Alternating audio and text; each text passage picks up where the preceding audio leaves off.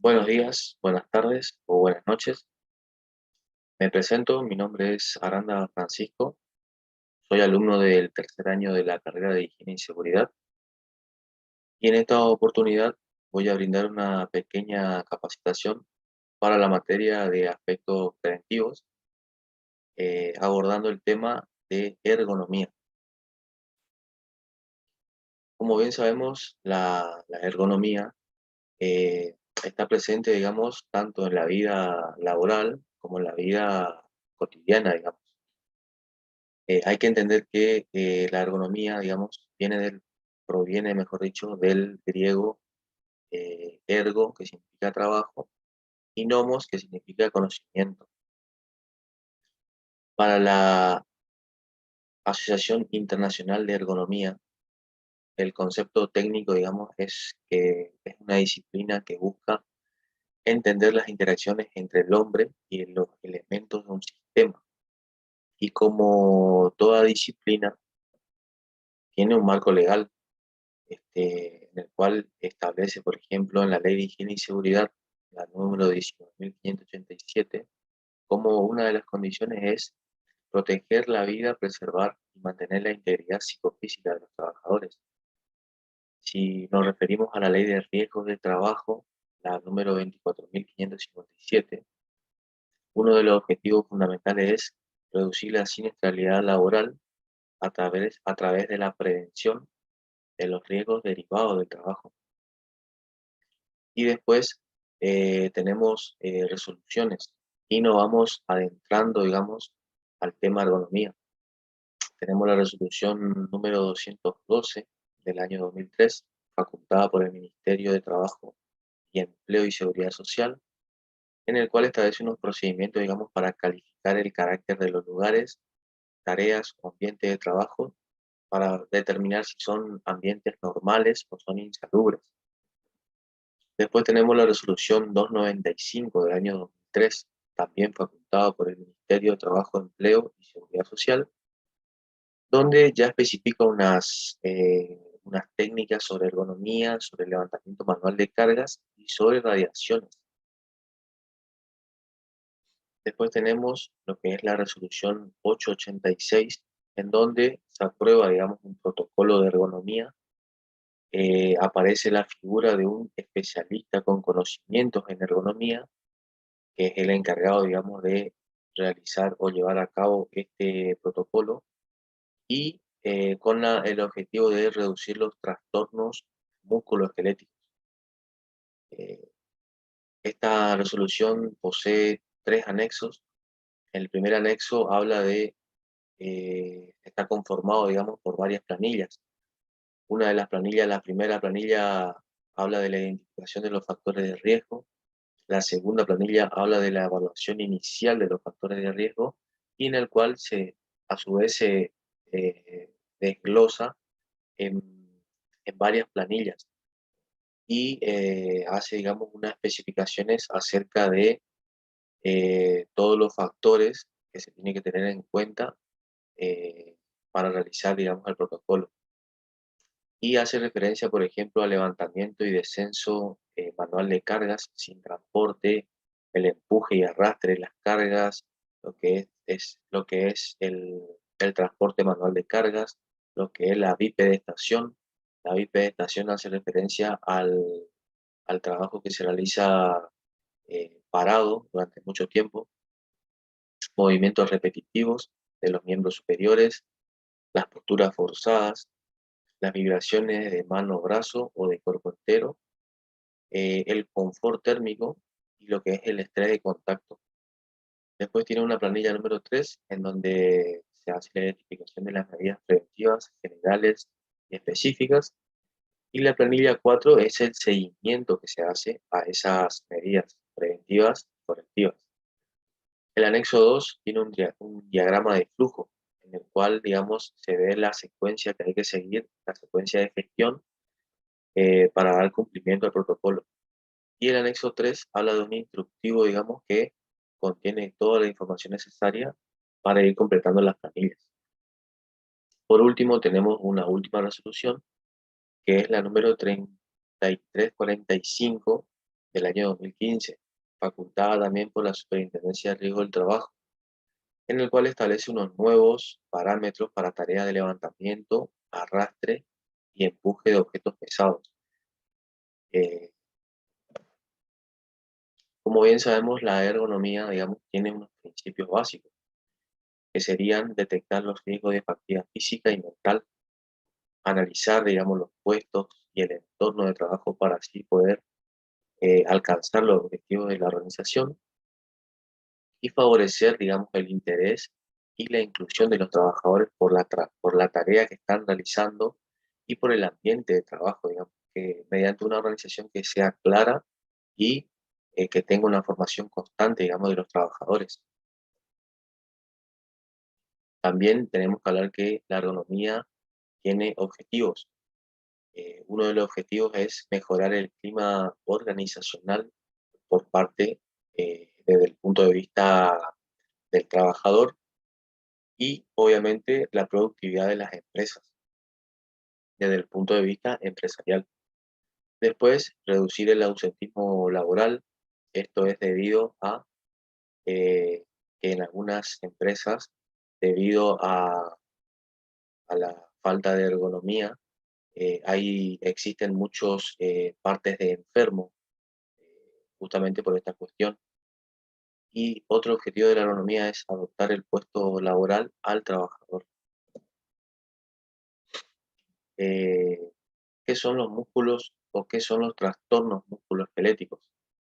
Eh, los trastornos musculoesqueléticos son los tipos de dolencias más comunes, digamos, a nivel mundial. Según la Organización Mundial de la Salud, el 80% de los trabajadores eh, se ven afectados por estos tipos de dolencias. Estos tipos de dolencias, digamos, tienen obviamente causas.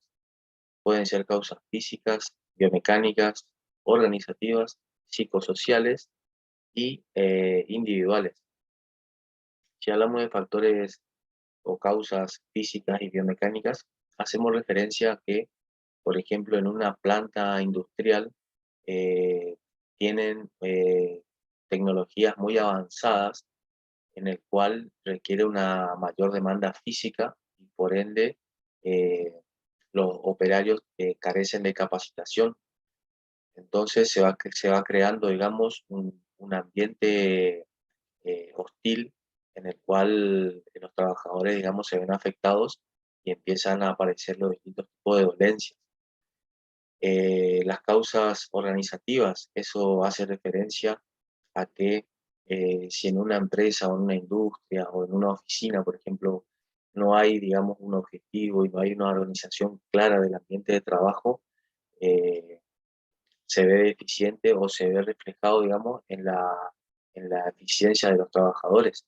Es decir, si hay una falta de comunicación entre el jefe y el operario, eh, todo esto repercute, digamos, y son causas de dolencias justamente de los trastornos musculoesqueléticos.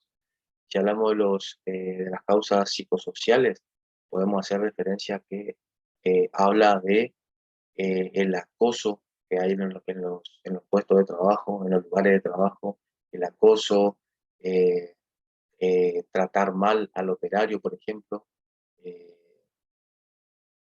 eh, y si hablamos de las causas individuales, hacemos referencia a que todas las personas, digamos, no son iguales.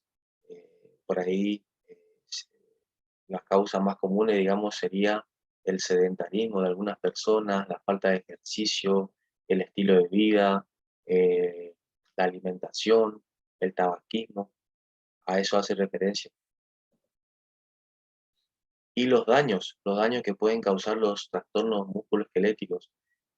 Los trastornos o los daños más comunes que se pueden ver serían, si vemos el primer dibujito, estamos hablando de una cervicalgia.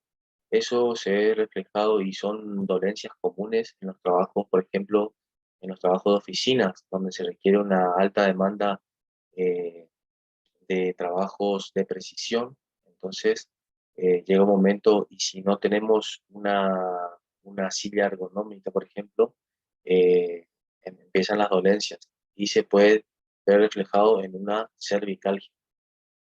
En la imagen del medio, la segunda imagen, podemos ver es un daño que se llama el síndrome del túnel carpiano.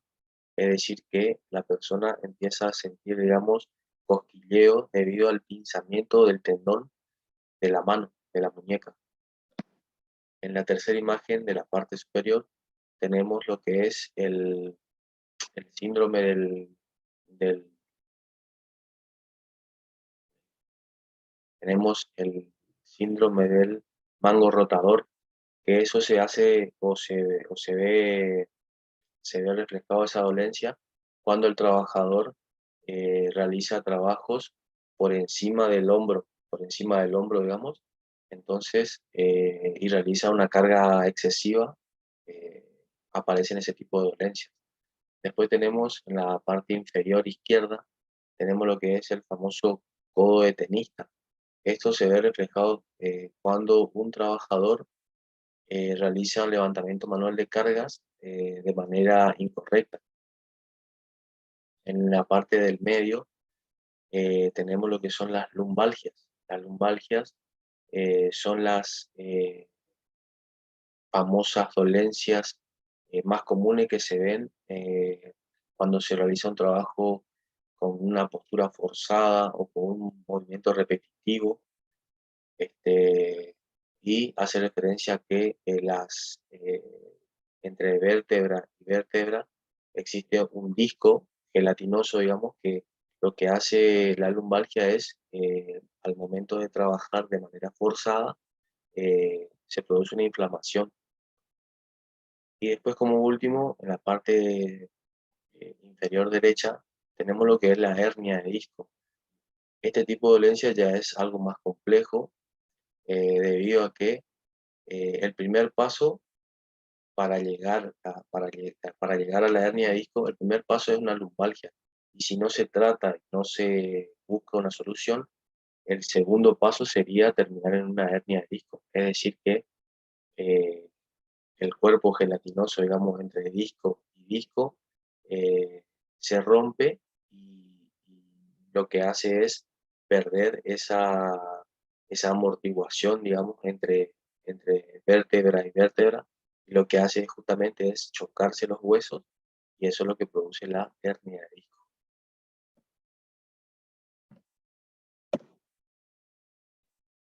También existen estadísticas, digamos, con respecto a lo que es la ergonomía. Es decir, según la Organización Mundial de la Salud, 9 de cada 10 personas a nivel mundial sufren de estos tipos de trastornos musculoesqueléticos. Eh, Según la Fundación Argentina de Ergonomía, el 82% de las personas sufrió de dolores musculares durante el confinamiento debido a la causa que todos sabemos por el COVID-19. Y también la Fundación Argentina de Ergonomía establece, digamos, que mediante un estudio que se realizó en el 2019, el 42% de los menores de 11 años sufre de dolores de espalda, siendo las niñas las más afectadas. Este, Eso es debido, digamos, a las causas, digamos, de justamente las mochilas, digamos, que tienen un exceso de peso. Entonces, lo que hace es generar un tipo de dolencia, digamos, que eh, sería el trastorno, digamos, en la persona, en el menor.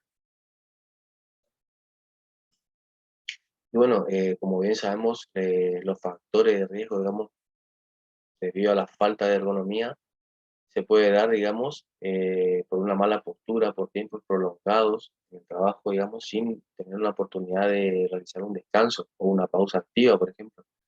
La falta de organización, los mobiliarios, por ejemplo, esta silla, que se ve claramente que está en mal estado, la falta de iluminación, los cálculos antropométricos mal diseñados, es decir, eh, una persona que no está apta, digamos, para el puesto de trabajo porque es una persona con una compostura física o muy grande o muy pequeña, Después tenemos el estrés térmico laboral, ya sea por frío o ya sea por calor, la falta de medidas de ingeniería o falta de medidas administrativas en algunos puestos específicos. eh, y también existen métodos que son ergonómicos y que son aplicables, digamos, pero desde dos puntos de vista. Primero, en cuanto a la carga postural y en cuanto al manejo de cargas. Si hablamos de del primer ítem, existen tres métodos. El método RULA, que consiste, digamos, en analizar los movimientos que realiza el operario solamente las extremidades superiores. Si hablamos del método REVA, este método analiza los puestos de trabajo, ya sean dinámicos o estáticos, digamos. Y el método WAS se encarga del estudio de, se encarga de analizar, mejor dicho, todos los movimientos que realiza el trabajador durante la jornada laboral, independientemente de si los movimientos son correctos o no. Con ese método se analiza, digamos, todos los puestos que realiza el trabajador en la jornada laboral para, eh, para ser analizado y ver qué medida preventiva se puede tomar. Y en cuanto al manejo de cargas, existe la ecuación de Nios. Esta ecuación lo que se encarga o lo que se encarga de analizar es pura y exclusivamente los movimientos que se realizan eh, en un levantamiento manual de cargas y se encarga de analizar las posturas de la zona lumbar. Evaluación de los riesgos.